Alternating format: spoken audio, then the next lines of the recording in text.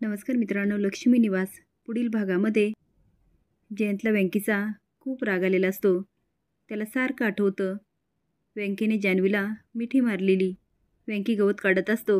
जयंत मनात म्हणतो, व्यंकी जा ना, विहिरीजवळ जा ना. काम करता करता व्यंकी शेवटी विहिरीजवळ जातो आणि जयंत त्याला धक्का मारतो. आता व्यंकी विहिरीत पडतो. इकडे लग्न कसं मोडायचं याचा सिद्धू आणि पूर्वी विचार करत असतात. खरं तर पूर्वीने एकदा प्रयत्नही केलेला असतो, पण सगळेच हाणून पाडतात.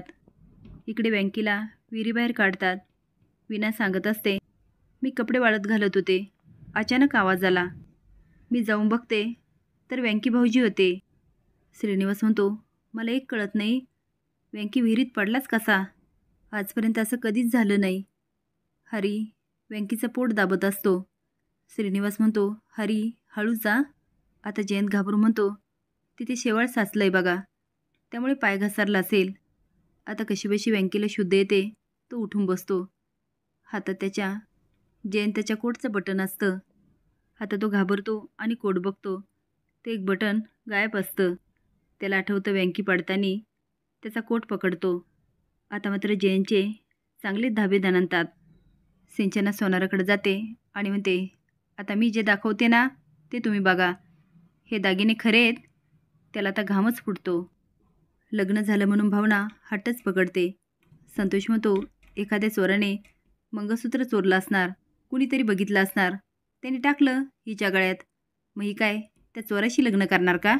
भावना म्हणते, एखाद्या दगडाला तुम्ही शेंदूर फासता, पण त्याला देव मानता ना, आणि त्या देवाला पण विचारत नाही कुणी, तू दगड होता तेच बरं होतं का? पण माझं तसं नाही आहे ना, मी माणूस आहे.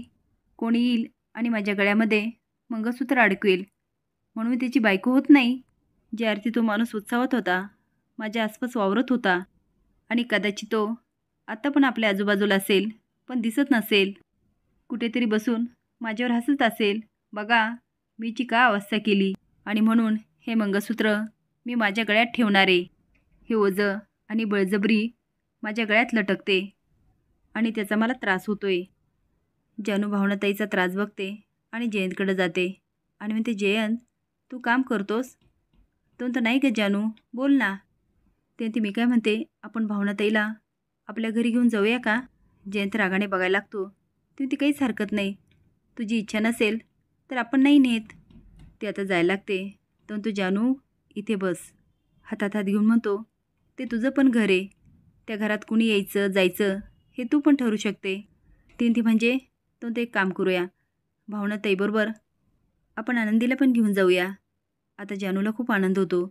ती भावनाताईला सांगते. तो जानू थांब ना 1 मिनटं. ती घाबरून बघायला लागते.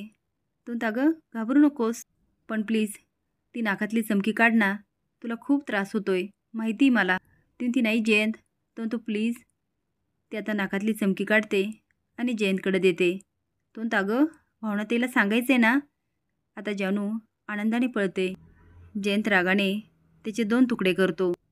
सिद्धू जातो म्हणतो, पप्पा तुम्ही कामात आहे का? तो नाही ना, बोल सिद्धू. तर तुम्हाला बोलायचं आहे तुमच्याशी. तर बोल ना. सिद्धू म्हणतो, मला पूर्वीशी लग्न नाही करायचं. माझं तिच्यावर प्रेमच नाही आहे. माझं दुसऱ्या मुलीवर प्रेम आहे. आता संपतराव त्याच्या एक कानाखाली देतो. सिद्धू आता भावनाकडे येतो आणि म्हणतो, मी या लग्नाला नकार देतो, कारण माझं तुमच्यावर खूप प्रेम आहे. खरंच खूप प्रेम आहे.